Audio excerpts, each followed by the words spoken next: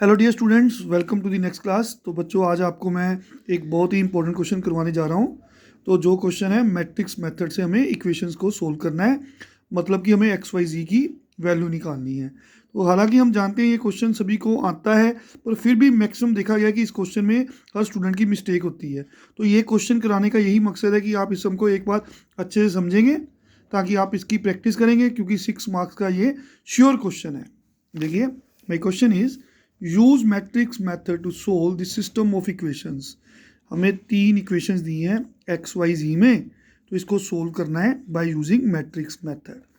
तो ये जो इक्वेशंस हैं, दीज कैन बी री रिटन एज, हम इसको फिर से लिखते हैं इन द मैट्रिक्स फॉर्म। जैसे ये कोफिशिएंट है 3, ये 2, ये -2, ये फर्स्ट रो में। सेकेंड इक्वेशन के कोफिशिएंट्स हैं एक्स का 1, ये 2, ये 3, सेकेंड रो में। और थर्ड इक्वेशन के कोफिशिएंट्स हैं 2, -1, 1, ये थर्ड रो में। फिर बच्चे, हमने एक वर्टिकल कॉलम मैट्रिक्स बनानी है, ऐसे कॉलम मैट्रिक्स जिसमें हमने तीनों वेरिएबल्स लिखने हैं एक्स वाई जेड। जो कांस्टेंट टर्म्स हैं ये वाली 3, 6, 2, उसको आपने कॉलम मैट्रिक्स में नीचे लिख देना है। क्योंकि अगर आप इनको मल्टीप्लाई करेंगे 3x + 2y - 2z = 3, तो आपकी ये इक्वेशन वापस आ जाएगी। So we can write this equations in the matrix form as this. फिर बच्चों, इस मैट्रिक्स का नाम कैपिटल ए रख दिया, इस मैट्रिक्स का नाम हमने कैपिटल एक्स रख देना है, इसका नाम कैपिटल बी रख देना है। हम जानते हैं अगर pre multiply by A inverse, तो हम यहाँ पे इस स्टेप पे पहुँच जाते हैं, क्योंकि ए इनवर्स और ए को मल्टीप्लाई करो, यूनिट मैट्रिक्स आई होती है, आई × एक्स, एक्स होता है।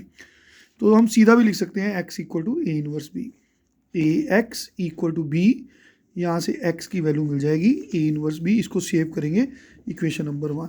तो बच्चे, ये मैट्रिक्स ए मैट्रिक्स है, ये कैपिटल एक्स मैट्रिक्स है, इस मैट्रिक्स का नाम कैपिटल बी है। तो हम सबसे पहले डिटर्मिनेंट निकालते हैं।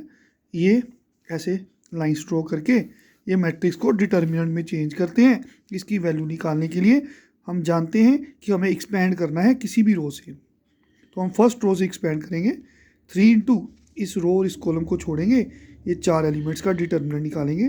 This × this minus this × this, क्योंकि ये 3 है, इस रो कॉलम को छोड़ा 2, ये -3 है, लेकिन हम जानते हैं इधर जाएंगे तो साइन चेंज होगा, प्लस के बाद होता है माइनस, यहाँ पे -2, इस रो और इस कॉलम को छोड़ेंगे 1 × 1 1, -3 × 2 6, plus minus minus plus minus plus, तो ये प्लस के साथ प्लस × माइनस माइनस रहेगा।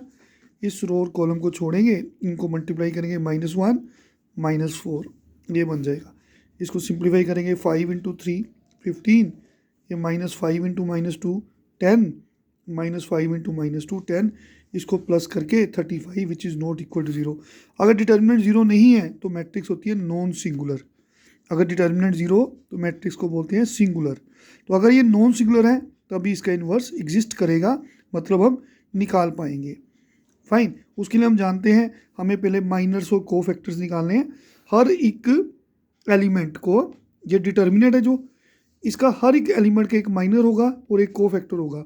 तो 3 का माइनर निकालने के लिए इस रो और इस कॉलम को छोड़ देंगे, तो ये 4 एलिमेंट्स है, इसका डिटर्मिनेंट निकालेंगे। 2 इधर प्लस हो जाएगा, 2 + 3 5 आ जाएगा, m11, क्योंकि ये एलिमेंट होता है a11, उसके माइनर को m11 से डिनोट करेंगे, उसका कोफैक्टर 5 होएगा। उसके लिए आपको ये 1 और 1 को प्लस करना है 2। अगर तो इनका सम इवन नंबर है, माइनर और कोफैक्टर सेम होते हैं। अब इसकी बारी है, ये a12 का माइनर, 2 का माइनर हम m12 से डिनोट करेंगे, 2 वाली रो और कॉलम छोड़ देंगे, जो बचे एलिमेंट्स उनका डिटर्मिनेंट निकालेंगे 1 -6 -5।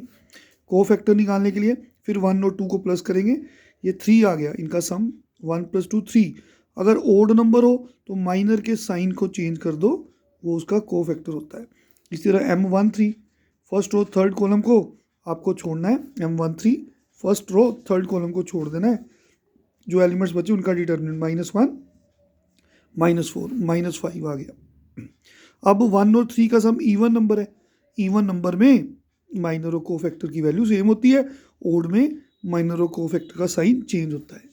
इसी तरह आपने सारे एलिमेंट्स के माइनर्स और कोफैक्टर निकालने हैं, m21 के, फिर m22, फिर m23, m31, m32 and m33।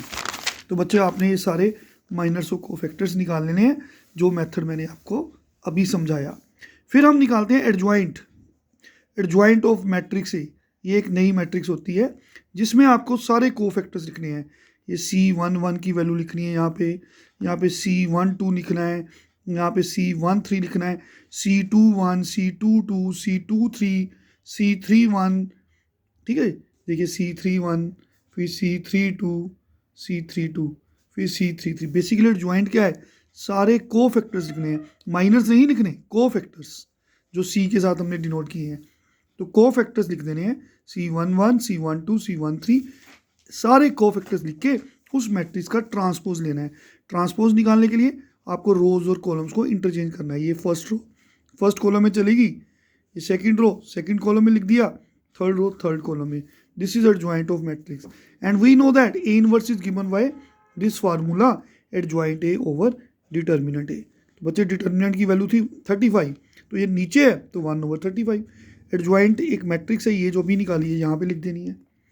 और हमने इक्वेशन 1 जो सेव की थी वो क्या थी, x is given bye A inverse B। हमने इस पर वापस आना है, x is given bye A inverse B, A inverse की वैल्यू। और B मैट्रिक्स हमने निकाली थी पीछे, ये वाली, ये B मैट्रिक्स थी 3C2 ये वैल्यू पुट कर देनी है। तो देखिए अब आपने ये कांस्टेंट को अंदर नहीं लेके जाना, कैलकुलेशन मुश्किल हो जाएगी। आपने इनको मल्टीप्लाई करना है, 5 × 3 15 प्लस 0 × 6 प्लस 10 × 2 20। इसे सेकेंड रो को फर्स्ट कॉलम से 5 से 15 plus 42 minus 22 in the same way. ठीक है बच्चे, -5 है, -5 × 3 प्लस 7 × 6 प्लस 4 × 2। इनको सॉल्व करेंगे, ये वैल्यूज आएंगी 35 35 35 35 से सभी को डिवाइड करेंगे 1 1 1। तो हम जानते हैं कैपिटल X क्या लिखा था हमने, XYZ। तो इनको इक्वेट करेंगे, we have X1 Y1 and Z1। I hope clear है सभी को। तो वेरीफाई करने के लिए आप यहाँ पे X को 1 पुट करके देखिए, 3 + 2 5, Z को 1 वैल्यूज पुट करके देखो, अगर ये इक्वल आ रहा है तो इसका मतलब हमारी वैल्यूज ठीक है, हमारे फुल मार्क्स आएंगे।